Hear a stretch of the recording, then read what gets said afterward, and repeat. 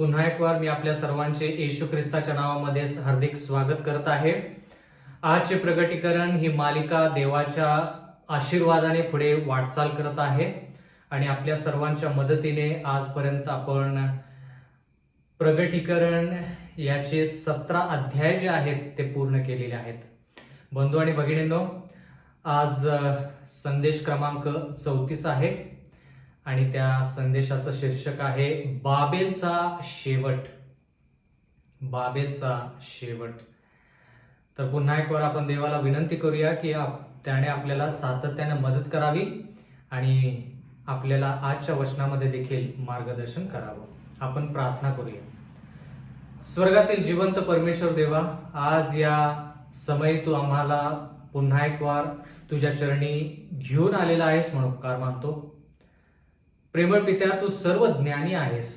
सर्व ज्ञानाचा उगम तुझ्यामध्ये आहे आणि परमेश्वरा, आम्ही जाणलेलं आहे की आम्ही ज्ञानाने उणे आहोत आणि परमेश्वरा, तुझं वचन जे आहे ते ज्ञानाने परिपूर्ण असं आहे आणि ते वचन समजण्याकरिता आम्ही तुझ्याकडे येत आहोत आणि विनंती करत आहोत की तू तुझा पवित्र आत्मा आम्हाला पुरव, ज्याच्याद्वारे परमेश्वरा आम्हाला ह्या शेवटच्या काळामधल्या ज्या घटना आहेत त्याच्याविषयी कळेल. आणि जरी आम्ही घटनांविषयी शिकत असलो तरी देखील परमेश्वर आमचं लक्ष, आमचा उद्देश जो आहे तो येशू ख्रिस्त आणि त्याचं जे आयुष्य आहे, त्याचं जे जीवन आहे ते जीवन आम्ही प्रगट करावं. हे जे महत्वाच्या गोष्टी आहेत त्याच्यावरती आमचं जास्त लक्ष असावं असं होऊ दे. मागत आहोत परमेश्वरा की ह्या घटनाद्वारे तू आम्हाला सहाय्य मदत कर आणि परमेश्वरा आमची तयारी करून घे, जेणेकरून ज्या वेळेस ह्या घटना आमच्यावरती होतील किंवा आम्ही ह्या घटनातून पार पडू त्यावेळेस परमेश्वरा आमच्या मध्ये तयारी असावी आणि आमचा कोणाचाही नाश न होता आम्ही सार्वकालिक जीवनाची वाटचाल करावी असं होऊ दे. जितके लोक परमेश्वरा हे वचन ऐकतील त्या सर्वांना विपुल असा आशीर्वाद दे आणि सर्वांची तयारी कर आणि जेणेकरून परमेश्वर आम्ही सर्वांनी त्या स्वर्गीय राज्यात असावं असं होऊ दे. नम्र विनंती येशूच्या नावात मागतो म्हणून तो ऐक. आमेन. आता आपण प्रगटीकरणाच्या 18व्या अध्यायामध्ये पदार्पण करत असताना आपण हे लक्षात ठेवलं पाहिजे की ही जी कलावंतीन आहे किंवा ही जी खोटी मंडळी आहे किंवा बाबेल जिचं नाव आहे, त्या बाबेलचा शेवट कसा होतो ते आपण प्रगटीकरण 18 मध्ये पाहतो. शेवट होत असताना कोणकोणत्या घडामोडी होतात, ह्या बाबेल नगरीचा शेवट होत असताना किंवा रोमन कॅथलिक मंडळीचा शेवट होत असताना कोणकोणत्या घडामोडी होतात याच्याविषयी प्रगटीकरण 18 मध्ये आपल्याला जास्त प्रमाणामध्ये पाहायला मिळतं. प्रगटीकरणाचा 18वा अध्याय आणि पहिलं वचन. त्यानंतर मी दुसऱ्या एका देवदूताला स्वर्गातून उतरताना पाहिले. त्याला मोठा अधिकार होता आणि त्याच्या तेजाने पृथ्वी प्रकाशित झाली. बंधू आणि भगिनींनो, आता देवाचं वचन म्हणतं की ह्या ठिकाणी एक दुसरा देवदूत योहानाने पाहिला आणि त्या देवदूताकडे अधिकार होता आणि त्या देवदूताच्या तेजाने पृथ्वी जी आहे ती प्रकाशित झाली, तेजमय झाली किंवा गौरवली असं देखील आपण म्हणू शकतो. आता ह्या ठिकाणी आपण असं पाहत आहोत की तो स्वर्गदूत जो आहे तो स्वर्गदूत जरी मदत करत असला तरी देखील ही जी पृथ्वी आहे जी प्रकाशमय होणार आहे किंवा गौरवली जाणार आहे, तेजमय होणार आहे, ती पृथ्वी स्वर्गदूतामुळे नाही तर स्वर्गदूत ज्या लोकांना मदत करत आहेत त्या लोकांमुळे ही पृथ्वी काय होईल? प्रकाशमय होईल. म्हणजे बंधू आणि भगिनींनो, जसं आपण प्रगटीकरण याच्या 14व्या अध्यायामध्ये शिकलो की 3 देवदूतांचा संदेश आहे, पण ते देवदूत नसून लोक आहेत.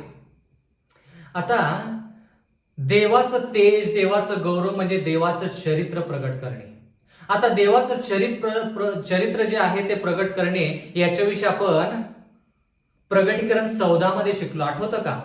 देवाची भीती बाळगा व त्याचे गौरव करा, कारण की त्याचे त्याची न्यायनिवाडा करण्याची घटिका आली आहे, असा पहिल्या देवदूताचा संदेश आपण ऐकला. त्या ठिकाणी गौरव म्हणजे देवाचं चरित्र प्रगट करा असं आपण शिकलो. तर ह्या ठिकाणी हे लोक, देवदूत म्हणजे लोक जे आहेत ते देवाचं चरित्र प्रगट करून पृथ्वी प्रकाशमय करतात. आता पृथ्वी प्रकाशमय का होते? कारण की पृथ्वीमध्ये अंधार आहे. अंधार म्हणजे काय? सत्य नाही, सत्याचा प्रकाश नाही. लोक पापामध्ये आहेत. पूर्ण जग जवळपास श्वापदा पाठीमागून गेलेला आहे आणि म्हणून ह्या जगामध्ये अंधकार आहे आणि त्या जगामध्ये प्रकाश आणण्यासाठी देव लोकांना निवडतो. आता जरा लक्ष द्या. जर ह्या लोकांनी पूर्ण ह्या जगामध्ये प्रकाश आणायचा म्हणजे काय? लोकांना, जगातल्या लोकांना देव कोण आहे, त्याचे गुण कसे प्रकट करायचे, जर ह्या लहानशा कळपाला लोकांना जर पूर्ण जगाला दाखवायचं तर त्यांना मदत पाहिजे, त्यांना उत्तेजन पाहिजे, त्यांना स्फूर्ती पाहिजे. आणि ती स्फूर्ती कोण देतं याच्याविषयी आपण नक्कीच शिकूया. बंधू आणि भगिनींनो, आठवतं का तुम्हाला ज्यावेळेस येशू ख्रिस्त स्वर्गरोहण व्हायचा होता त्यावेळेस येशू ख्रिस्ताने त्याच्या शिष्यांना सांगितलं की तुम्ही यरुशलेममध्ये थांबा, तुम्ही वरच्या खोलीमध्ये थांबा आणि त्या ठिकाणी पवित्र आत्मा तुमच्यावरती येईल आणि मग तुम्ही जी सुवार्ता आहे ती सुवार्ता पूर्ण जगाला सांगा. आणि मग ज्यावेळेस पवित्र आत्मा त्या वरच्या खोलीवरती जे लोक त्या ठिकाणी जमले होते त्यांच्यावरती आला, त्यावेळेस त्या लोकांनी वेगवेगळ्या भाषेमध्ये देवाचं वचन सांगितलं आणि सुवार्ता पूर्ण जगाच्या कानाकोपऱ्यापर्यंत पोहोचायला सुरुवात झाली. आता सुवार्ता सांगताना किंवा सुवार्ता पूर्ण जगामध्ये पोहोचावी म्हणून देवाने पवित्र आत्म्याचा वर्षाव केला, पवित्र आत्म्याचा वर्षाव केला. त्याला म्हणायचा पहिला पाऊस, पवित्र आत्म्याचा पहिला पाऊस. तर सुवार्ता ज्यावेळेस शेवटची सांगण्यात येईल त्यावेळेस देखील आणखीन एक पाऊस पाडण्यात येईल. परत एकदा, सुवार्ता ज्यावेळेस यरुशलेम मधून पूर्ण जगाला सांगायची होती त्यावेळेस येशू ख्रिस्त त्याच्या शिष्यांना म्हणाला की तुम्ही थोडा वेळ थांबा, पेंतेकॉस्टच्या दिवसावेळेस मी तुमच्यावरती पवित्र आत्मा पाठवतो आणि तो पवित्र आत्मा तुम्हाला पूर्ण जगामध्ये सुवार्ता सांगण्यासाठी सहाय्यन मदत करेल. आणि पवित्र आत्मा त्यांच्यावरती उतारला आणि त्या लोकांनी सुवार्ता पूर्ण जगाला सांगितली. म्हणजे सुवार्तेच्या सुरुवातीला पाऊस जो पवित्र आत्म्याचा पडला त्याला पहिला पाऊस म्हणता येईल. पण सुवार्ता पूर्ण जगापर्यंत पोहोचल्यानंतर शेवटची जी सुवार्ता आहे ती शेवटची सुवार्ता सांगताना देखील आणखीन एक वेळेस पाऊस देव पाठवणार आहे आणि त्या पावसाला काय म्हणतात हे आपण देवाच्या वचनातून शिकूया. योएल याचा 2रा अध्याय आणि 23वे वचन. योएल याचा 2रा अध्याय आणि 23वे वचन. या ठिकाणी देवाचं वचन म्हणतं की सियोन पुत्र हो, परमेश्वर तुमचा देव ह्याच्या ठाई उल्हास करा, हर्ष करा, कारण तुम्हाला हितकर होईल इतका आगोटीचा पाऊस तो देतो. तो पहिली पर्जन्यवृष्टी म्हणजे आगोटीचा व वळवाचा पाऊस पाडतो. आता जरा लक्ष द्या. देवाचं वचन म्हणतं की आगोटीचा पाऊस म्हणजे सुरुवातीचा पाऊस. कशासाठी? की सुवार्ता जी आहे ती यरुशलेम, यहुदी लोक आणि बाकीचे लोक जे वरच्या खोलीवरती जमले होते पेंतेकॉस्टच्या दिवसाच्या वेळेस त्यांच्यावरती पवित्र आत्मा यावा आणि त्यांनी पूर्ण जोमाने सुवार्ता जी आहे तर पूर्ण जगाला सांगावी की येशू ख्रिस्त पूर्ण जगासाठी मरण पावलेला आहे, त्यानं सर्व जगाचं पाप त्याच्यावरती घेतलेलं आहे. तुम्ही आणि मी त्या सार्वकालिक जीवनाचे आपण भागीदार होऊ शकतो. ही सुवार्ता जी आहे ती कानाकोपऱ्यापर्यंत पोहोचवण्यासाठी आगोटीचा पाऊस, प्रेषितांच्या कृत्य या पुस्तकामध्ये आगोटीचा पाऊस जो पडला तो पवित्र आत्म्याचा पहिला पाऊस. मग सुवार्ता त्यावेळेस पासून पूर्ण जगापर्यंत पसरत आहे. आज देखील सुवार्ता पूर्ण जगामध्ये पसरत आहे. पण बंधू आणि भगिनींनो, देवाचं वचन म्हणतं की शेवटची जी सुवार्ता सांगितली जाईल, म्हणजे शेवटचा टप्पा त्या सुवार्तेचा, शेवटच्या वेळेस ज्यावेळेस ती सुवार्ता सांगितली जाईल त्यावेळेस येशू ख्रिस्त पुन्हा एक वार पवित्र आत्म्याचा वर्षाव करेल, पवित्र आत्म्याचा पाऊस पाडेल. पण हा पाऊस पहिल्या पावसापेक्षा जास्त जोरदार असेल, जास्त ताकदवर असेल, जास्त जोमाने हा पाऊस पडेल, जेणेकरून जास्त जोमाने शेवटच्या काळातील लोक जे आहेत त्यांनी सुवार्ता आणि शेवटची संधी पूर्ण जगाला दिली पाहिजे. म्हणून वळवाचा पाऊस किंवा शेवटचा पाऊस पाडला जाईल. योवेलचा 2 अध्याय आणि 28 वचन. योवेलचा 2 अध्याय आणि 28 वचन. यानंतर असे होईल की मी मनुष्य मात्रावर आपल्या आत्म्याचा वर्षाव करेन. बघा, आत्म्याचा म्हणजे पवित्र आत्माचा पाऊस. तेव्हा तुमचे पुत्र व तुमच्या कन्या संदेश देतील. म्हणजे तुमच्या घरामध्ये जे कन्या आहेत, तुमच्या घरामध्ये जे पुत्र आहेत, ते काय करतील? संदेश देतील. का देतील? कारण की पवित्र आत्म्याचा वळवाचा पाऊस पहिल्या पावसापेक्षा, म्हणजे प्रेषितांचे कृत्य त्या काळामध्ये जो पाऊस पडला त्याच्यापेक्षा मोठा पाऊस शेवटच्या काळामध्ये पडणार आहे. आणि देवाचं वचन म्हणतं, तुमच्या वृद्धांना स्वप्ने पडतील, तुमच्या तरुणांना दृष्टांत होतील. हे कधी होईल? शेवटच्या काळामध्ये, शेवटच्या काळामध्ये. योएलचा 2 अध्याय 29 वचन. तुमचे दास व दासी यांच्यावरही त्या दिवसात मी आपल्या आत्म्याचा वर्षाव करेन.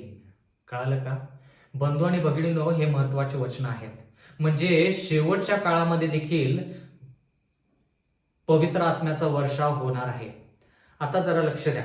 ज्यावेळेस आपण शेतीचा विचार करतो त्यावेळेस सुरुवातीचा पाऊस कशासाठी वापरला जातो? एक, जमिनीची मशागत करण्यासाठी, जमीन तयार करण्यासाठी. पहिला पाऊस आणखी कशासाठी वापरला जातो? पहिला पाऊस म्हणजे पहिल्या दिवशी पडलेला पाऊस नाही. पहिला पाऊस म्हणजे पहिल्या काही दिवसामध्ये, पहिल्या काही आठवड्यामध्ये पडलेला पाऊस, असा त्याचा अर्थ झाला. तर तो पहिला पाऊस काय करतो? जमिनीची मशागत म्हणजे जमीन तयार करतो. दुसरा भाग काय करतो? दुसरा मुद्दा म्हणजे तो पहिला पाऊस पेरणीसाठी फार महत्वाचा असतो. पेरणी. मग त्या पावसामध्येच जे बीज ते तुम्ही पेरलेलं असतं त्याला फूट फुटते. आणि मग त्या पहिल्या पावसामध्येच पहिल्या पाऊस जसा पुढे सातत्यानं चालत राहतो तसं ते बीज त्याला फूट फुटते आणि मग ते एका रोपट्यामध्ये त्याचं रूपांतर होतं. आणि मग त्याच्यानंतर पाऊस पडत राहतो आणि मग त्या बीजामधून जी फूट फुटलेली आहे त्याच्यातून पीक तयार होतं. आणि त्या पिकामध्ये कडधान्य लागतं. त्या पिकामध्ये काय होतं? कडधान्य लागतं. पण ते कडधान्य कसं असतं? ते धान्य तयार नसतं. ते धान्य कसं तयार नसतं. म्हणून शेवटचा पाऊस ज्यावेळेस पडतो त्यावेळेस जे धान्य त्या पिकाला लागलेलं असतं ते धान्य कसं होतं? पिकतं थोडक्यात. म्हणजे पहिल्या पावसामध्ये जमीन तयार झाली पाहिजे, बी पेरलं पाहिजे, बियाला फुटली पाहिजे, मग त्याचं रूपांतर पिकामध्ये झालं पाहिजे आणि बीज जे आहे म्हणजे थोडक्यात धान्य जे आहे ते धान्य त्या पिकाला लागलं पाहिजे. ह्या सर्व गोष्टी पहिल्या पावसामध्ये झाल्या पाहिजेत. आता शेतीपासून आपण आध्यात्मिक जीवनाकडे वळूया. पहिला पाऊस म्हणजे पेंतेकॉस्टच्या दिवसामध्ये 2000 वर्षापूर्वी तो पहिला पाऊस पडला. कधी? 2000 वर्षापूर्वी. तर त्या पावसामध्ये लोकांचं अंतःकरण तयार झालं पाहिजे, जमीन तयार झाली पाहिजे म्हणजे अंतःकरण तयार झालं पाहिजे, बीज पेरलं पाहिजे म्हणजे सत्य जे आहे ते सत्य लोकांच्या अंतःकरणामध्ये आपण पेरलं पाहिजे, ते बीज पेरलं पाहिजे. त्याला फुटली पाहिजे म्हणजे ते बीज काय झालं पाहिजे? ते फलद्रूप झालं पाहिजे. म्हणजे देवाचं वचन जे आहे ते देवाची सुवार्ता जी आहे ती फलद्रूप झाली पाहिजे. आणि मग पीक आलं पाहिजे म्हणजे तो व्यक्ती ज्यानं सुवार्ता स्वीकारलेली आहे त्या व्यक्तीमध्ये फळं दिसली पाहिजेत, पीक आलं पाहिजे. आणि मग शेवटचा वळवाचा पाऊस म्हणजे शेवटच्या काळामध्ये ज्यावेळेस देव पवित्र आत्म्याचा वर्षाव करेल, त्यावेळेस तो व्यक्ती ज्यानं आतापर्यंत देवाचं वचन ऐकत आलेला आहे, त्याच्याप्रमाणे चालत आलेला आहे, तो आता एकदम प्रौढ असा होतो. म्हणजे तो पूर्णपणे पिकतो थोडक्यात आणि स्वर्गाच्या राज्यासाठी तयार होतो. कळालं का? म्हणजे शेवटच्या पावसाचं फक्त एकच काम की पीक जे आहे त्याला फक्त पिकवायचं, धान्य जे लागलेलं आहे त्या धान्याला फक्त पिकवायचं, बाकीचं सर्व काम पहिला पाऊस करतो. तुम्ही आणि मी बंधू आणि भगिनींनो पहिल्या पावसामध्ये आहोत. येशू ख्रिस्ताने सांगितल्याप्रमाणे, योएलने सांगितल्याप्रमाणे आपण पहिल्या पावसामध्ये आहोत. पवित्र आत्मा जो पेंतेकॉस्टच्या दिवसामध्ये पडला तोच पाऊस आतापर्यंत सातत्याने सुरू आहे. म्हणून जे सत्य तुम्हाला मिळत आहे ते सत्य तुम्ही आत्मसात करायचं, ते त्याच्याद्वारे फलद्रूप व्हायचं आणि पीक आणायचं. म्हणजे तुम्ही आणि मी शेवटच्या पावसासाठी तयार होऊ. पण जो व्यक्ती देवाचं वचन ऐकतो, त्याच्याप्रमाणे चालत नाही, त्याचं आयुष्य फलद्रूप होत नाही, पीक येत नाही, त्या व्यक्तीला शेवटचा पाऊस मिळणार नाही. देव म्हणेल पहिल्या पावसाची तुम्ही तयारी केली नाही, पहिल्या पावसाचा तुम्ही फायदा करून घेतला नाही, शेवटचा पाऊस तुमच्यासाठी कशासाठी? शेवटच्या पावसाचा तुम्हाला फायदा का होईल? होणार नाही. म्हणून देव शेवटचा जो पवित्र आत्म्याचा पाऊस आहे तो त्या लोकांवरती आणणार नाही ज्या लोकांनी पहिल्या पावसाचा वापर केला नाही. कळालं का? म्हणून ज्या गोष्टी आपण आता शिकत आहोत त्या फार महत्वाच्या आहेत. लोक काय म्हणतात की नाही, ज्या गोष्टी आम्ही पहिल्या पावसामध्ये केल्या नाहीत, पवित्र आत्म्याचा वापर केला नाही, ज्यावेळेस त्रास संकट येईल त्यावेळेस आम्ही देवाला आमचं अंतःकरण देऊ. तसं होणार नाही.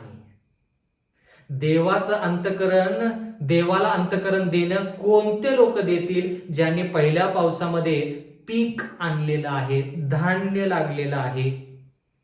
ते धान्य फक्त पिकवायचं. म्हणजे धान्य हिरव्या रंगाचं असेल तर ते पिकवून पिवळ्या रंगाचं करायचं. हेच फक्त शेवटच्या पावसामध्ये होईल, बाकीचं काही शेवटच्या पावसामध्ये होणार नाही. शेवटचा पाऊस तयारीचा नाही. शेवटचा पाऊस फक्त पिकण्यासाठी आहे. कळालं का? आता जरा लक्ष द्या. देवाचं वचन म्हणतं की ह्या लोकांनी सुवार्ता सांगितली आणि पृथ्वी तेजमय झाली, पृथ्वी गौरवली. म्हणजे ह्या लोकांनी गौरव दिला देवाला आणि देवाचं चरित्र प्रगट केलं. आता म्हणजे थोडक्यात काय, जरा लक्ष द्या. ह्या चित्राकडे तुम्ही पहा बंधू आणि भगिनींनो. 22 ऑक्टोबर 1844 इसवी सन मध्ये न्यायनिवाडा सुरू झाला असं तुम्हाला ह्या चित्रामध्ये पाहायला मिळत आहे. आणि त्याच्यानंतर राष्ट्रीय रविवारचा नियम किंवा कायदा याच्याविषयी तुम्हाला पाहायला मिळत आहे. त्यावेळेस न्यायनिवाडा सुरूच असणार आहे आणि त्या काळामध्ये जिवंत लोकांचा न्यायनिवाडा सुरू होईल. त्या काळामध्ये विशिष्ट तारीख आपण सांगू शकणार नाही, त्या दरम्यान, सर्वसाधारणतः त्या दरम्यान. आणि मग शिक्कामोर्तब होईल आणि मग कृपेचा काळ संपेल. तर जरा लक्ष द्या, ज्यावेळेस पूर्ण जगासाठी आपण सुवार्ता सांगणार आहोत, शेवटची सुवार्ता, शेवटच्या वेळेची सुवार्ता सांगणार आहोत, ती सुवार्ता प्रगटीकरण 18 मध्ये आपण शिकत आहोत. आणि ती सुवार्ता आपण राष्ट्रीय रविवारचा नियम जो आहे, ज्यावेळेस तो येईल त्या काळामध्ये ती सुवार्ता आपण सांगणार आहे.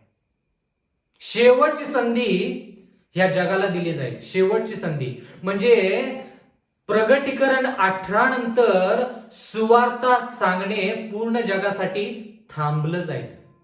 प्रगटीकरण 18 नंतर देव पूर्ण जगासाठी कोणतीही संधी देणार नाही. प्रगटीकरण 18 ही जगासाठी शेवटची सुवार्ता आणि शेवटची संधी. म्हणून प्रगटीकरण 18 फार फार महत्वाचं.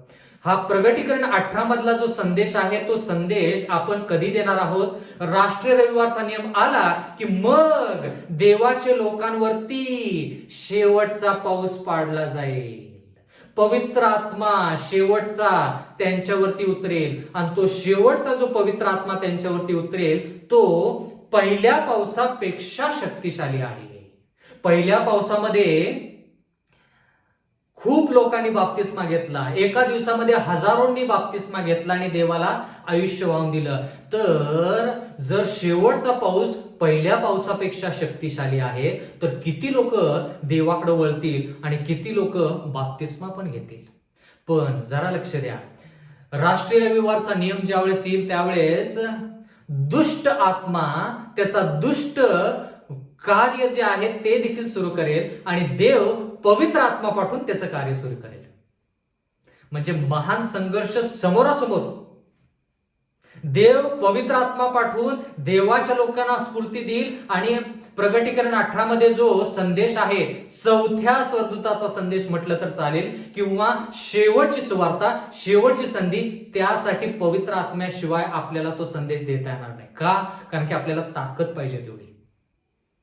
त्याच काळामध्ये सैतान काय करेल, त्याचा दुष्ट आत्मा पाठवून लोकांना फसवण्याचा प्रयत्न करेल. म्हणजे जरा लक्ष द्या, सैतान काय करेल, त्याच्या दुष्ट दूतांना पाठवून जे लोक मरण पावलेले आहेत त्यांचं रूप घेऊन, जरा लक्ष द्या, जे लोक, जे प्रियजन आपले मरण पावलेले आहेत त्यांचं रूप घेऊन ते दुष्ट दूत जे आहेत ते आपल्या समोर येतील आणि बरोबर तसाच आवाज काढतील, बरोबर तसाच पोशाख घालतील आणि म्हणतील की हा राष्ट्रीय रविवारचा नियम जो आहे त्याच्याविषयी मी तुला सांगायला आलेलो आहे. देवाने मला जिवंत केलेला आहे. तू मला ओळखलं नाहीस, मी तुझा वडील, मी तुझी आई, मी तुझा भाऊ आहे, मी तुझी बहीण आहे, मी तुझा नातलग आहे. ओळखलं नाहीस? तसाच आवाज, तसेच कपडे.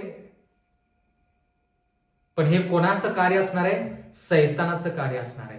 सैतानाचे दुष्ट दूत आपले जे प्रियजन मरण पावलेले आहेत त्यांचं रूप घेऊन आपल्या समोर येतील आणि म्हणतील देवाने त्यांना पुनरुत्थान केलेलं आहे, त्यांना जिवंत केलेलं आहे. कशासाठी? हे सांगण्यासाठी की शाबात 7व्या दिवसापासून आठवड्याच्या पहिल्या दिवशी बदलण्यात आलेलं आहे. हे सांगण्यासाठी मी तुला आलेलो आहे, असं ते लोक सांगतील. फसायचं नाही, फसवणूक करून घ्यायची नाही. कळालं का? म्हणून ह्या गोष्टी जाणून घेणं गरजेचं आहे. पुनरुत्थान फक्त येशू ख्रिस्तामध्ये आहे. कळालं का? तर देवाचं वचन म्हणतं की सैतान पण त्याचं कार्य जोमाने करेल आणि येशू ख्रिस्त पण त्याचं कार्य जोमाने करेल. पवित्र आत्मा पूर्णपणे त्या लोकांचा पूर्ण ताबा घेईल आणि ते लोक, तुमच्या कन्या, तुमचे पुत्र, वयोवृद्ध लोक सगळे जोमाने देवाची सुवार्ता सांगतील आणि ती शेवटची संधी पूर्ण जगाला देतील. आणि ती शेवटची सुवार्ता प्रगटीकरण 18 मध्ये आहे. प्रगटीकरण 18 नंतर कोणतीही संधी कोणालाही मिळणार नाही आणि त्याच काळामध्ये दुष्ट आत्मा आपलं देखील कार्य करेल आणि तो काय करेल? चिन्ह आणि चमत्कार करेल. चिन्ह आणि चमत्कार करेल. कळालं का? आकाशातून अग्नी आणण्याचा प्रयत्न करेल, म्हणेल ही अग्नी देवापासून आहे, तुम्ही माझ्यावरती विश्वास ठेवा. पण आपण जाणलेलं आहे की अग्नी जी प्रगटीकरणाच्या पुस्तकामध्ये लिहिलेली आहे, जो दुष्ट दूत आणणार आहे त्याच्यावरती विश्वास ठेवायचा नाही. तर ह्या सर्व गोष्टी कधी होतील? राष्ट्रीय रविवारचा नियम ज्यावेळेस येईल त्यावेळेस होईल. म्हणजे पवित्र आत्म्याचा शेवटचा पाऊस कोणावरती पडेल? ज्या लोकांनी पवित्र आयुष्य जगलेले आहेत त्या लोकांवरती शेवटचा पाऊस. जर तुमच्यावरती माझ्यावरती तो पवित्र आत्म्याचा शेवटचा पाऊस पडला नाही तर आपण जोमाने प्रगटीकरण 18 मधला संदेश देऊ शकणार नाही आणि आपण स्वर्गाच्या राज्यामध्ये जाऊ शकणार नाही. आपण जागरूक असलं पाहिजे, सतर्क असलं पाहिजे. बंधू आणि भगिनींनो, आपण कोणत्या काळामध्ये आहोत हे जर फक्त ख्रिस्ती लोकांना जर कळालं तर खूप फरक पडेल. ख्रिस्ती लोक अर्धे देखील जागे नाहीयेत. अर्धे म्हणजे ते झोपी गेलेले आहेत, निवांत झोपलेले आहेत पापामध्ये. किती लोकांना माहित आहे की खूप लोक म्हणतात येशू ख्रिस्त येईल त्यावेळेस मी माझं आयुष्य त्याला देईन, नाहीतर त्रास संकट येतील त्यावेळेस माझं आयुष्य मी त्याला देईन. पण देवाचं वचन म्हणतं की त्या त्रास संकटामध्ये तुम्ही सुवार्ता सांगायची आहे, प्रकटीकरण 18 मधली.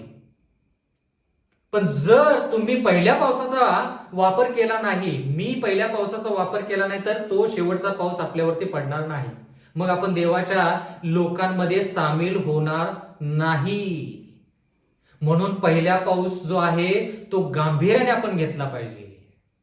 खूप लोक बंधू आणि भगिनींनो त्यावेळेस शेवटच्या पावसामध्ये म्हणतील, देवा आमच्यावरती पवित्र आत्मा उतरू दे, आमच्यावरती पवित्र आत्मा उतरू दे, आम्ही जोमाने कार्य करायला तयार आहे. देव त्यावेळेस म्हणेल की तुम्ही तागडीमध्ये तुम्ही तोलले गेलेले आहात आणि तुम्ही उन्हे भरलेले आहात. कारण की का, पहिल्या पावसामध्ये तुम्ही तयारी केली नाही.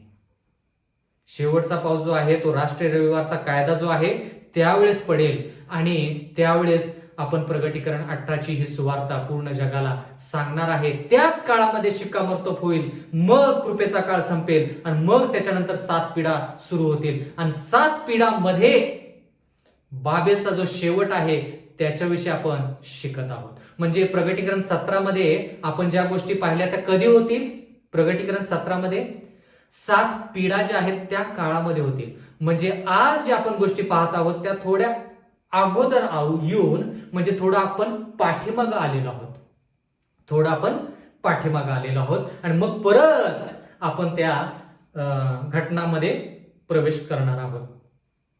आता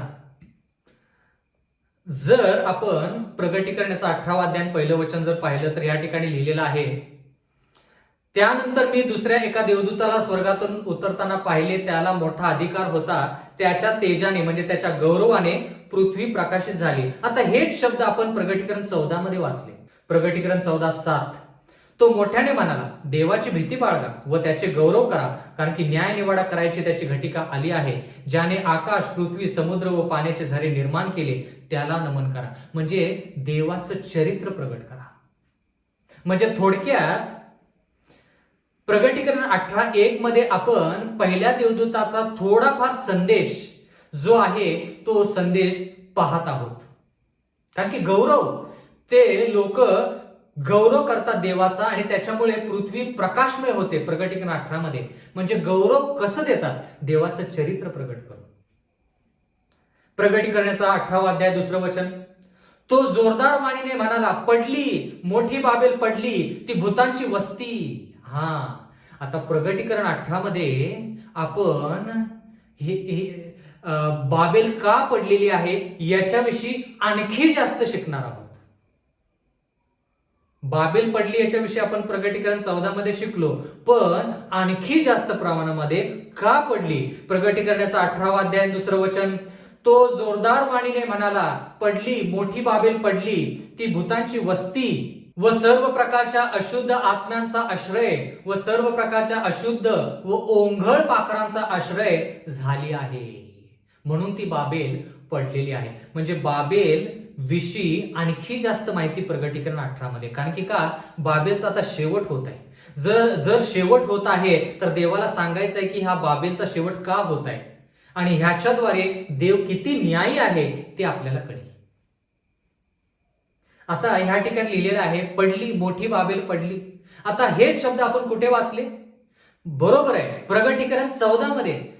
प्रकटीकरणाच्या 14व्या अध्यायामध्ये दुसऱ्या देवदूताचा संदेश, पहिल्या देवदूताचा संदेश आपण प्रकटीकरण 18:1 मध्ये वाचला. आता प्रकटीकरण 18व्या अध्याय आणि 2ऱ्या वचनामध्ये दुसऱ्या देवदूताचा संदेश थोडा सामील होत आहे. आता दुसऱ्या देवदूताचा संदेश प्रकटीकरण 14 मध्ये आहे. काय म्हणतो देवदूताचा संदेश, त्या देवदूतामागून दुसरा देवदूत येऊन म्हणाला, पडली मोठी बाबेल पडली, त्याने आपल्या जार कर्माबद्दलचा क्रोधरूपी द्राक्षरस पूर्ण राष्ट्रांना पाजला आहे. जवळपास तेच वचन आहेत, पण जास्त माहिती काय की ती भूतांची वस्ती झालेली आहे. भूतांची वस्ती झालेली आहे. ती सर्व प्रकारच्या अशुद्ध आत्म्यांचा आश्रय व सर्व प्रकारच्या अशुद्ध ओंगळ पाखरांचा आश्रय अशी झालेली आहे. आता अशुद्ध गोष्टी ज्या आहेत त्या गोष्टींचा आश्रय ह्या बाबेलमध्ये आहे. आणि म्हणून ही बाबेल म्हणजे रोमन कॅथलिक मंडळी जी आहे ती पडलेली आहे. म्हणून देवाच्या वचनामधून आपण लोकांना सांगत आहोत की ही बाबेल पडलेली आहे आणि ही शेवटची सुवार्ता आहे बंधू आणि भगिनींनो. ह्याच्यानंतर पूर्ण जगासाठी कोणतीही सुवार्ता नाही. प्रगटीकरण याचा 18वा अध्याय 3रं वचन, कारण तिच्या जार कर्माबद्दलचा क्रोधरूपी द्राक्षरस सर्व राष्ट्र प्याले आहेत. बघा, दुसऱ्या देवदूताचा संदेश ह्याच्यामध्येच आहे. पृथ्वीवरील राजाने तिच्या बरोबर जार कर्म केले व पृथ्वीवरील व्यापारी तिने आपल्या विषय भोगास खर्चलेल्या द्रव्य बळाने धनवान झाले. आता कुणी कुणी ह्या बाबेल बरोबर जार कर्म केलेले आहे? राजांनी आणि व्यापाऱ्यांनी. राजे म्हणजे राजकीय, व्यापारी म्हणजे कोण? जे लोक व्यापार करतात, धन संचय करतात, त्या लोकांनी हिच्या बरोबर जार कर्म केले आहे असं देवाचं वचन म्हणतं. प्रगटीकरणाचा 18वा अध्याय 4थं वचन, मग स्वर्गातून निघालेली दुसरी एक वाणी मी ऐकली. ती म्हणाली, माझ्या लोकांनो, तुम्ही तिच्या पापांचे वाटेकरी होऊ नये आणि तुम्हाला तिच्या पीडातील कोणतीही पीडा होऊ नये म्हणून तिच्यामधून निघा. आता जरा लक्ष द्या. हा संदेश काय म्हणतो? लोकांनो, जे तुम्ही बाबेलमध्ये आहात त्या बाबेलवरती पीडा येणार आहे. त्या पीडांची भागीदारी तुम्ही होऊ नये म्हणून त्या बाबेलमधून तुम्ही बाहेर या, कारण की मी त्या बाबेलवरती पीडा आणणार आहे, देव म्हणतो. तोच संदेश आपण प्रगटीकरण 14 मध्ये वाचला नाही का? मोठी बाबेल पडली, मोठी बाबेल पडली, कारण तिने आपला क्रोधरूपी द्राक्षरस पूर्ण जगाला पाजलेला आहे. म्हणून देव म्हणतो की त्या बाबेलमधून बाहेर या, बाबेलमधून बाहेर या. आता बाबेलमधून बाहेर या म्हणजे काय? त्या 3 भाग, बाबेलचे जे भाग आहेत त्याच्यातून बाहेर या. बाबेलचे 3 भाग कोणते आठवतं का? प्रगटीकरणाचा 14वा अध्याय. बाबेलचा पहिला भाग म्हणजे विधर्मीपणा, म्हणजे जे लोक विधर्मी आहेत ते देवाला मानतात पण जिवंत देव येशू ख्रिस्ताला मानत नाहीत. त्या लोकांना हा शेवटचा संदेश की त्यातून तुम्ही बाहेर या, त्या चुकीच्या धर्मातून तुम्ही बाहेर या. मग तो कोणताही धर्म असू दे, त्या धर्मामध्ये जर जिवंत देव येशू ख्रिस्त एकमेव देव जर नसेल तर तो धर्म चुकीचा आहे. त्या धर्मातून तुम्ही बाहेर या. ही सुवार्ता, शेवटची सुवार्ता पूर्ण जगाला सांगण्यात येईल. तो झाला बाबेलचा पहिला भाग.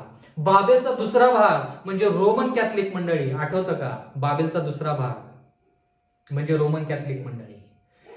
आता त्या मंडळीला आपण काय म्हणू की रोमन कॅथलिक मंडळीचा पण नाश होणार आहे, तर तुम्ही त्या रोमन कॅथलिक मंडळीतून बाहेर या, कारण की देव त्या मंडळीचा, विशेष करून त्या मंडळीचा नाश करणार आहे. आणि बाबेलचा तिसरा भाग म्हणजे काय? रोमन कॅथलिक मंडळीतून फुटून ज्या मंडळांनी रविवारी आपली उपासना किंवा मंडळी स्थापन केलेली आहे, खोटा संदेश आपण त्याला म्हणतो किंवा अमेरिका त्याला म्हणतो, आपण त्या लोकांना देखील म्हणणार आहोत की बाबेलमधून बाहेर या, कारण की का? देव त्या बाबेलवरती पीडा आणणार आहे, शेवट करणार आहे बाबेलचा. आणि ही संधी पूर्ण जगासाठी शेवटची असेल. म्हणून म्हटलं बंधू आणि भगिनींनो, सेव्हन्थ डे ऍडव्हेंटिस्ट मंडळी वगळता जर कोणी व्यक्ती ह्या भूतलावरती असेल तर तो व्यक्ती बाबेलच्या ह्या 3 भागापैकी कुठं ना कुठं तरी नक्कीच आहे. कुठे ना कुठेतरी त्याचा समावेश नक्कीच आहे. एक तर तो विधर्मी असेल, कोणत्या तरी देवाची उपासना करणारा असेल, किंवा नास्तिक असेल, म्हणजे स्वतःलाच देव मानत असेल, स्वतःच्या पैशाला देव मानत असेल, काही असेल. तो पहिला भाग. बंधू आणि भगिनींनो, बाबेलचा दुसरा भाग म्हणजे रोमन कॅथलिक मंडळी.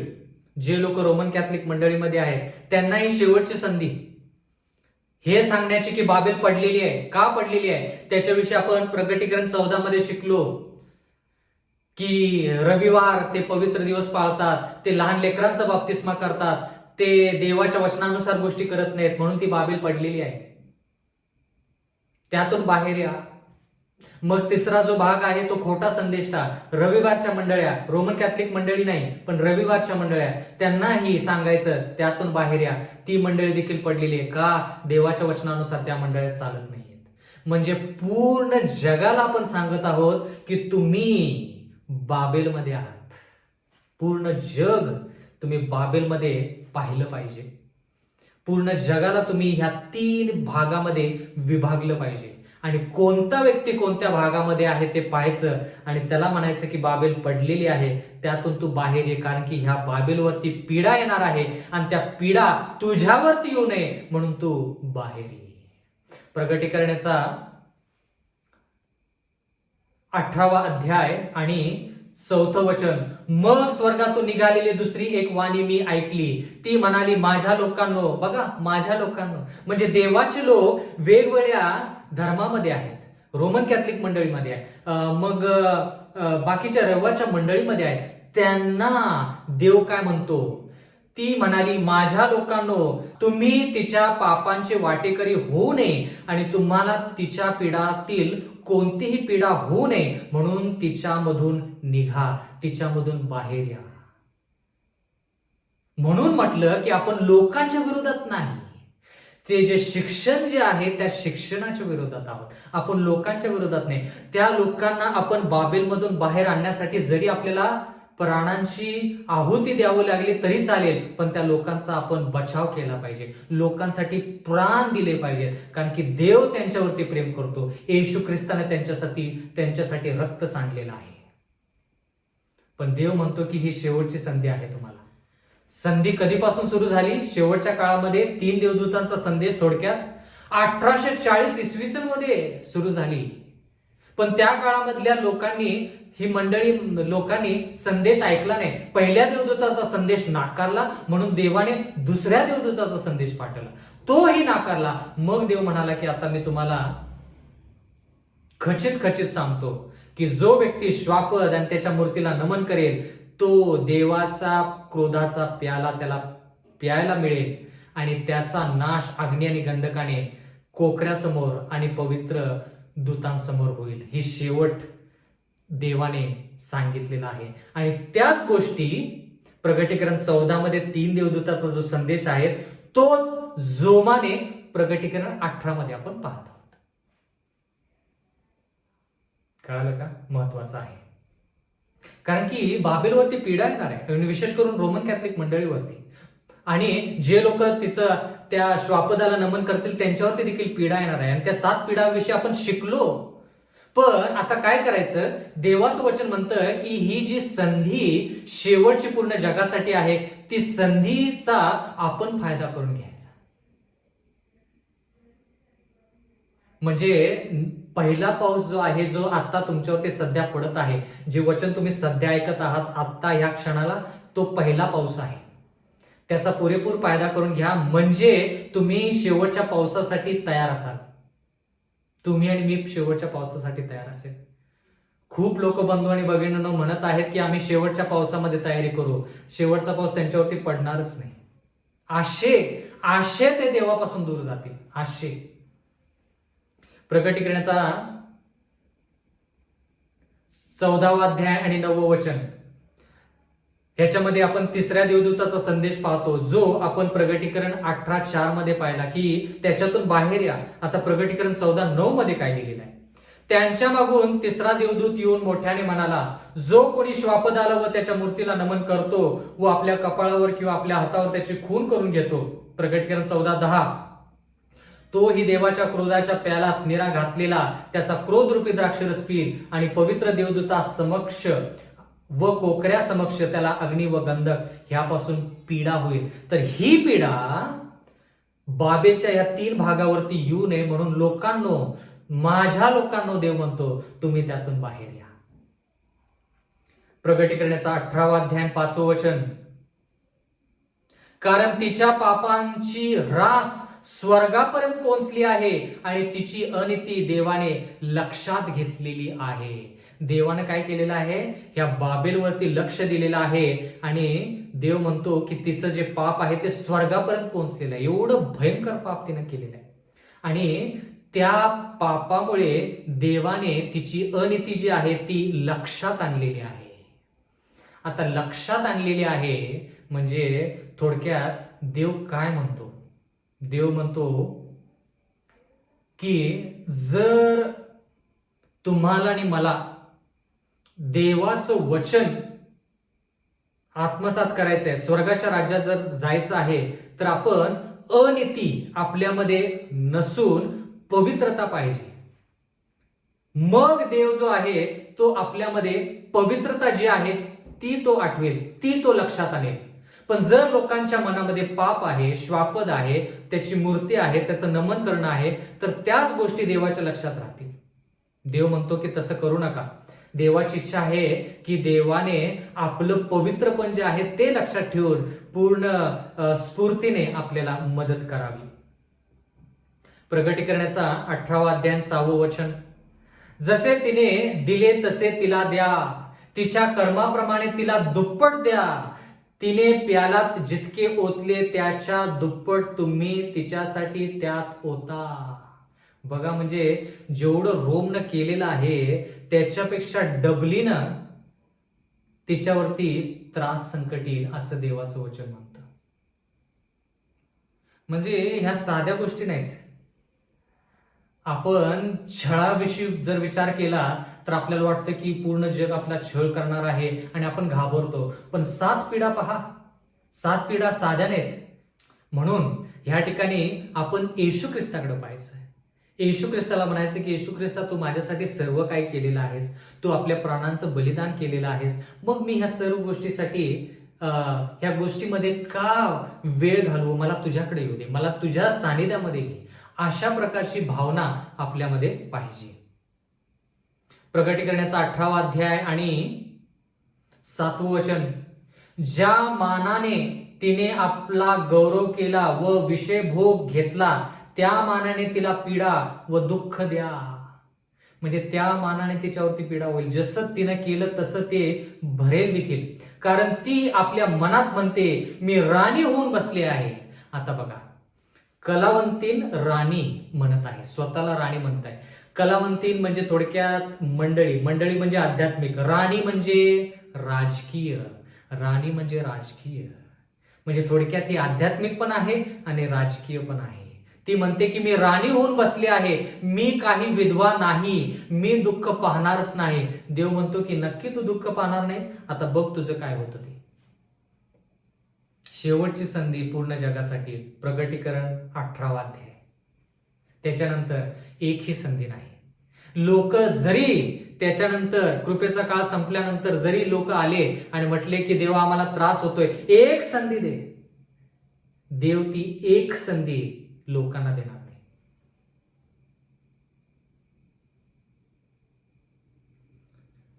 बंधू आणि भगिनींनो, प्रगटीकरणाचा 18वा अध्याय 8वं वचन, ह्यामुळे तिच्या पीडा म्हणजे मरण, दुःख व दुष्काळ एक दिवशीच येतील. एक दिवशी म्हणजे शब्दशः एक दिवस नाही, तर एका म्हणजे थोडक्यात काही काळामध्येच तिच्यावरती मरण येईल, तिच्यावरती दुःख येईल, तिच्यावरती दुष्काळ येईल, लगेच एका पाठोमाग एक. कारण की तिनं तसं केलेलं आहे आयुष्यभर. आणि ती अग्नीत जाळून टाकली जाईल, कारण तिचा न्यायनिवाडा करणारा प्रभू देव सामर्थ्यवान आहे. प्रभू देव सामर्थ्यवान आहे. तिचा न्यायनिवाडा कोण करतं? देव करतो. म्हणजे देवापासून हा न्यायनिवाडा आहे. कोणीही तो न्यायनिवाडा थांबवू शकणार नाही. पृथ्वीवरचा कोणताही राजा, कोणताही पंतप्रधान, कोणताही राष्ट्रपती, कोणताही नेता त्या कलावंतिनीला, त्या मंडळीला, रोमला किंवा बाबेलला वाचवू शकणार नाही. कितीही पैसा, कितीही ताकद कोणत्याही देशाकडे असू दे, त्या देशाची ताकद, पैसा, वैभव काहीही ह्या बाबेलला वाचवू शकणार नाही. कारण की न्याय देवाकडून ह्या बाबेलवरती होत आहे. म्हणून आपण कळकळीनं लोकांना सांगितलं पाहिजे की बाबेलमधून तुम्ही बाहेर या.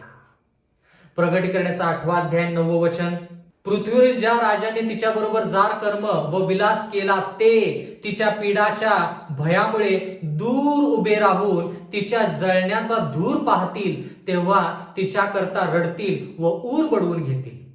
आता जरा लक्ष द्या, या ठिकाणी विचार करण्यासाठी गोष्ट आहे. देवाचं वचन म्हणतं की ज्या राजाने तिला मदत केली, ज्या लोकांनी तिला आधार दिला, कारण की ती बसलेली आहे, म्हणजे ती सत्ता चालवत आहे. म्हणजे राजाने तिला मदत केलेली आहे, आधार दिलेला आहे आणि विलास केलेला आहे आणि जार कर्म केलेले आहे. देवाचं वचन म्हणतं ते राजे तिला वाचवू शकणार नाही, पण ते राजे काय करतील, दूर उभे राहून ऊर बडवून तिच्यासाठी रडतील. आता जरा लक्ष द्या, प्रगटीकरण सत्रामध्ये आपण काय शिकलो, तेच राजे काय करतील, तिला नग्न करतील, तिचा द्वेष करतील, तिचं मांस खातील, तिला नष्ट करतील आणि तिला जाळून टाकतील. आणि ह्या ठिकाणी काय लिहिलंय, ते लोक ऊर बडवून घेतील आणि रडतील. म्हणजे काय, म्हणजे जरा लक्ष द्या बंधू आणि भगिनींनो, हे लोक त्या बाबेलचा नाश पाहतील, पण त्या नाशापासून ते त्या बाबेला वाचवू शकणार नाहीत.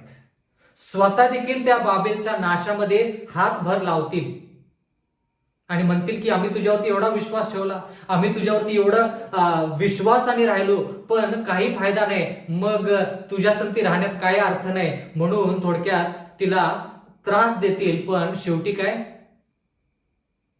भावना ज्या आहेत त्या भावना जडलेल्या आहेत, रोम संती, आणि म्हणून ते लोक रडतील. राजे काय म्हणाले, प्रगटीकरण 18:10, ते म्हणतील, अरे रे बाबेल ही मोठी नगरी होती, बलाढ्य नगरी होती, एका घटकेत तुला न्यायदंड झाला आहे. ऊर बडवून घेतील, रडतील. कारण की का, पूर्ण आशा, पूर्ण जगाची आशा या बाबेलवरती असणार आहे. कारण की का, पूर्ण जग आश्चर्य करत ह्या श्वापदा पाठीमागून गेलेला आहे, पूर्ण जग.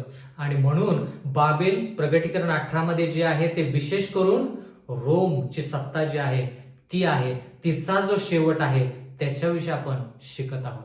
पूर्ण जगाची आशा, पूर्ण जगाची जीवनकळा ही बाबेल ज्यावेळेस नष्ट होताना पूर्ण जग पाहिल, त्यावेळेस पूर्ण जगाचं अंतःकरण आणि हृदय असं हलेल, थरथरेल आणि म्हणेल, बाबेल ही मोठी नगरी होती, बलाढ्य नगरी होती, एका घटकेत तुला न्यायदंड झाला आहे. प्रगटीकरण 18:11, पृथ्वीवरील व्यापारी तिच्यासाठी रडतात व शोक करतात, कारण त्यांचा माल आता कोणी विकत घेत नाही. पृथ्वीवरील जे व्यापारी आहेत, धनवान लोक आहेत, ते देखील काय करतील, आता रडतील. कारण की ते म्हणतील, आता आमचा व्यापार कसा चालायचा, आमच्या ज्या वाईट गोष्टी होत्या किंवा आमचा जो व्यापार होता तो आता बंद पडणार, कारण की का, बाबेल नष्ट होत आहे. प्रगटीकरण 18:12, सोने, रुपे, मोलवान रत्ने, मोती, तागाचे तलम कापड, जांभळ्या रंगाचे कापड, रेशमी कापड, किरमिजी रंगाचे कापड, सर्व प्रकारची सुगंधी लाकडे, सर्व प्रकारची हस्ती दंती पात्रे, सर्व प्रकारची अति मौल्यवान लाकडाची, पितळेची, लोखंडाची व संगम रवरी पाषाणाची पात्रे. प्रगटीकरण 18:13, दालचिनी, सुगंधी उटणी, धूपद्रव्य, सुगंधित तेल, ऊद, द्राक्षरस, जैतुनाचे तेल, सपीठ, गहू, गुरे, मेंढरे, घोडे, रथ, गुलाम व मनुष्यांचे जीव, हा त्यांचा मोल कोणी घेत नाही. या सर्व गोष्टी काही किमतीच्या राहणार नाहीत. काय म्हणालो, काय म्हटलेलं आहे देवाचं वचन मध्ये, ह्या त्यांचा माल कोणी घेत नाही. म्हणजे व्यापारी जे आहेत त्या व्यापाऱ्यांकडे एवढ्या सर्व गोष्टी ज्या आहेत त्या आता कोणी घेणार नाही. पवित्र लोक, त्यांना काही घेणं देणं नाही, त्यांना स्वर्गाचं राज्य पडलेलं आहे, स्वर्गाच्या राज्यासाठी ते वाटचाल करत आहेत, त्यांचं काही घेणं देणं नाही. पापी लोक, आता त्यांच्यावरती 7 पिढा येत आहेत, ते विचार करत आहेत की आता काय करायचं, बाबेलचा नाश झालेला होत आहे. कारण की का, ज्याच्यावरती आशा ठेवली, ज्याच्यावरती पूर्ण आयुष्य अवलंबून, पूर्ण आयुष्य वाहून दिलं, आता तिचाच नाश झाला, आता कोणाकडे पाहायचं. आता राजांची, व्यापाऱ्यांची अशी परिस्थिती, तर सर्वसामान्य माणसाची काय परिस्थिती होईल. प्रगटीकरणाचा 18वा अध्याय 14 वचन, ज्या फळफळावळाची तुझ्या जीवाला चटक लागली आहे ती तुझ्यापासून गेली आहे, आणि मिष्टान्ने व विलासाची पदार्थे हे सर्व तुझ्यापासून नाहीसे झाले आहेत, ते पुढे कोणाला मिळणारच नाहीत. म्हणजे सर्व गोष्टी त्या बाबेलमधून काढून घेण्यात येतील, सर्व गोष्टी काढून घेण्यात येतील. म्हणजे जरा लक्ष द्या बंधू आणि भगिनींनो, प्रगटीकरण 18 मध्ये जो संदेश, 3 देवदूताचा संदेश थोडक्यात जो आहे, त्याचं जर अनुकरण केलं नाही, पालन केलं नाही, त्या संदेशाचा जर आपण फायदा करून घेतला नाही, तर आपण ह्या बाबेलला अशा प्रकारे नष्ट होताना पाहू. पण देवाचं वचन म्हणतं की राजाने पाहिलं आणि ते दूर उभा होते. नष्ट होताना बाबेलला पाहिलं आणि ते दूर उभा होते. प्रगटीकरणाचा 18वा अध्याय 15 वचन, तिच्या योगाने धनवान झालेले त्या पदार्थाचे व्यापारी रडत व शोक करीत तिच्या पिढेच्या भयामुळे दूर उभे राहतील. ते देखील दूर उभे राहिले. तुम्ही खूप वेळेस पाहिलं असेल की एखाद्या घराला जर आग लागली तर लोक आग विझवण्याचा प्रयत्न करतात, पण कधी कधी दूर उभे होऊन, कधी कधी त्यांना ती आग विझवता येत नाही म्हणून दूर उभे होऊन त्यांना ते वाईट वाटतं, ते रडतात. आपल्या घर नष्ट होत आहे, पूर्ण घरामधलं सगळं नष्ट होत आहे म्हणून ते दूर उभा होऊन बघतात, बघ्याची भूमिका घेतात. प्रगटीकरणाचा 18वा अध्याय 16 वचन, आणि म्हणतील, कोण म्हणतील? व्यापारी म्हणतील. अगोदर राजे म्हणत होते, आता व्यापारी काय म्हणतील? अरे रे रे, पहा ही मोठी नगरी, तागाची बारीक वस्त्रे, जांभळी व किरमिजी वस्त्रे पांघरलेली, सोने, मोलवान रत्ने आणि मोती याने श्रृंगारलेली नगरी, नगरी, नगरी, नगरी. प्रगटीकरण 18:17, एका घटकेत ह्या इतक्यांची संपत्तीची राख झाली. सर्व तांडेल, गलबत्ता भरून बंदरी जाणारे सर्व आणि खलाशी व समुद्रावर जितके उद्योगधंदे करणारी होते तितके दूर उभा राहिले. म्हणजे विशेष करून ह्या बाबेलचा नाश होत आहे या ठिकाणी, बाबेलचा नाश होत आहे या ठिकाणी. आणि हे लोक त्यांच्या ह्या प्रिय बाबेलला वाचवू शकत नाहीत म्हणून ते दूर उभा राहून ऊर बडवून रडत आहेत. जगाची अशी परिस्थिती तुम्हाला पाहायला मिळेल. प्रगटीकरणाचा 18वा अध्याय आणि 18वं वचन, आणि तिच्या जळण्याचा धूर पाहून ते आक्रोश करीत म्हणाले, ह्या मोठ्या नगरी सारखी कोणती नगरी आहे? नगरी म्हणजे आता स्त्री पासून आता हिला नगरी म्हटलेलं आहे. नगर, नगरी, शहर. पण आपण कोणत्या नगरीची वाटचाल करत आहोत? नवीन यरुशलेम नगरी जी आहे तिच्याकडे आपण वाटचाल करत आहोत.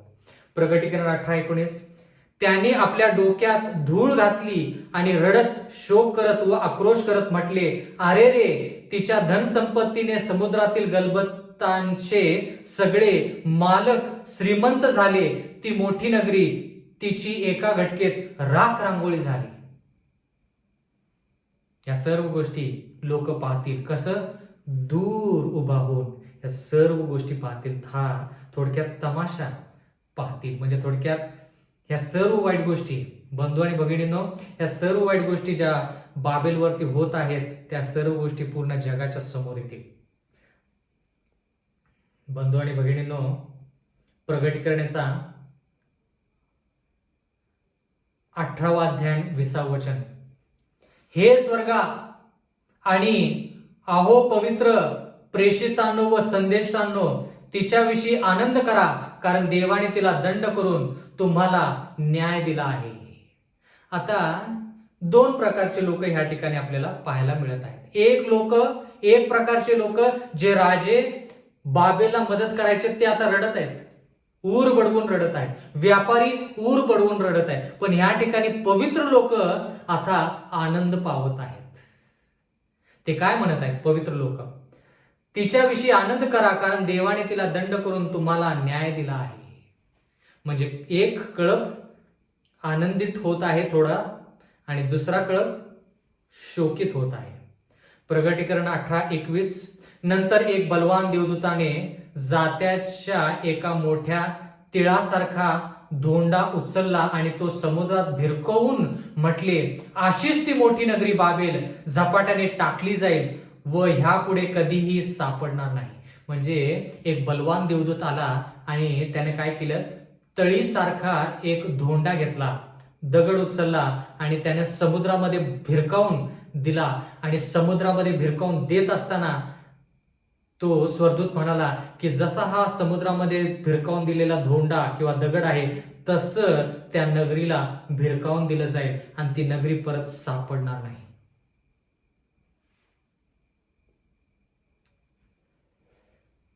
प्रगटीकरणाचा 18वा अध्याय 22 वचन. वीणा वाजवणारे, गवई, पावा वाजवणारे व कर्णा वाजवणारे ह्यांचा नाद तुझ्यात ह्यापुढे ऐकूच येणार नाही. कसल्याही कारागिरीचा कोणत्याही कारागीर तुझ्यात सापडणार नाही आणि ज्या जात्याचा आवाज तुझ्यात ह्यापुढे ऐकूच येणार नाही. म्हणजे सर्व ज्या घडामोडी आहेत, सर्व जे कार्य त्या बाबेलनं सुरू केलेलं आहे ते सर्व कार्य पूर्णपणे बंद केलं जाईल. जात्याचा देखील आवाज होणार नाही. कोणता कारागीर देखील त्या ठिकाणी सापडणार नाही. कारागिराची कारागिरी देखील पाहायला मिळणार नाही. इतकी वाईट परिस्थिती बाबेलची होईल. प्रगटीकरणाचा 18वा अध्याय 23 वचन. दिव्याचा उजेड तुझ्यात ह्यापुढे दिसणार नाही आणि नवनवरीचा शब्द तुझ्यात ह्यापुढे ऐकू येणारच नाही. तुझे व्यापारी पृथ्वीवरील थोर लोक होते आणि सर्व राष्ट्रे तुझ्या चेटकाने ठकवली गेली. देवाचं वचन म्हणतं की सर्व राष्ट्र. आता ह्या ठिकाणी चेटकाने म्हणजे थोडक्यात जादूटोणा, म्हणजे जादूटोण्याचा प्रकार देखील या बाबेलमध्ये होता. प्रगटीकरणाचा 18वा अध्याय 24 वचन. तिच्यामध्ये संदेष्ट्यांचे, पवित्र जनांचे व पृथ्वीवर वधलेल्या सर्वांचे रक्त सापडले. आता बघा, बाबेलमध्ये कोणाचे रक्त सापडले? संदेष्टांचे आपण समजू शकतो कारण की ते देवाच्या लोकांच्या विरोधात आहेत. पवित्र जनांचे हेही समजू शकतो, पण पृथ्वीवर वधलेले जितके लोक आहेत त्या सर्वांचं रक्त त्या बाबेलमध्ये सापडलं. म्हणजे बंधू आणि भगिनींनो, हे लोक देवाच्याच विरोधात नाही तर बाकीच्या सर्वसामान्य लोकांच्या देखील विरोधात आहेत. म्हणून देव पूर्णपणे ह्या बाबेलचा न्याय करेल आणि त्याचा शेवट करेल. प्रियजनो हो, ह्या ज्या गोष्टी आहेत ह्या अत्यंत महत्वाच्या आहेत. कारण की का, आपण ज्या बाबेलविषयी शिकलो त्या बाबेलचा शेवट आज आपण पाहत आहोत. ह्या गोष्टी येणाऱ्या काळामध्ये होणार आहेत, त्या आपण आपल्या डोळ्याने पाहू. पण देवाचं वचन म्हणतं की आपलं लक्ष येशू ख्रिस्ताकडे आणि त्याच्या नगरीकडे पाहिजे. येशू ख्रिस्ताकडे पाहूनच आपण विजय मिळवू शकतो. येशू ख्रिस्ताकडे पाहूनच आपण पहिल्या पावसामध्ये परिपूर्ण, म्हणजे थोडक्यात सर्व गोष्टी तयारी करून आपण शेवटच्या पावसाची आपण वाट पाहू शकतो. आपण येशू ख्रिस्ताकडे बघूनच आपण आयुष्य जगलं पाहिजे. कारण की हे जग जे आहे हे जग विनाशाकडे चाललेलं आहे. या जगाचा नैनाट आणि नाश होणार आहे. तर माझी कळकळीची नागराची विनंती की आपण येशू ख्रिस्ताकडे पाहूया. येशू ख्रिस्ताने ज्या गोष्टी आपल्याला शिकवलेल्या आहेत त्या गोष्टी विश्वासाने त्याचं पालन करून आपण स्वर्गाच्या राज्याची वाटचाल करूया. परमेश्वर आपणा सर्वांस आशीर्वाद देऊ. आपण प्रार्थना करूया. स्वर्गातील जिवंत परमेश्वर देवा, जी संधी तू आम्हाला देऊ केलेली आहे त्याच्याबद्दल उपकार मानतो. परमेश्वरा, प्रगटीकरण 18 मध्ये आम्ही शेवटची संधी पाहत आहोत आणि प्रेमळ पित्या, आम्ही शेवटची संधीसाठी वाट न पाहता आत्ताच आम्ही आमचं आयुष्य तुला वाहून द्यावं असं तू दयेने कृपेनं कर. मागत आहोत परमेश्वरा की आम्ही पहिल्या पावसामध्ये जेवढं वचन शिकलेलं आहोत त्याचा परिपूर्ण फायदा करून घेऊन आम्ही शेवटच्या पावसासाठी तयार व्हावं असं होऊ दे. पवित्र आत्मा आमच्यावरती उतरावा असं होऊ दे, जेणेकरून परमेश्वरा जी शेवटची सुवार्ता पूर्ण जगाला द्यायची आहे बाबेलमधून बाहेर या, त्या तिच्यावरती ज्या पीडा येणार आहेत त्याची भागीदारी होऊ नका. परमेश्वरा, ही सुवार्ता देण्यासाठी आम्हाला तू तयार कर, आम्हाला सज्ज कर. मागत आहोत परमेश्वरा, जितकी लोक हे वचन ऐकतील, पाहतील, वाचतील, मनन करतील त्या सर्वांना तू सार्वकालिक जीवनामध्ये वाटचाल करण्यासाठी संधी दे. सर्व गोष्टी आम्ही तुझ्या हाती सोपून देत आहोत, आम्हाला तू तारण दे. नम्र विनंती येशूच्या नावात मागतो म्हणून तो ऐक.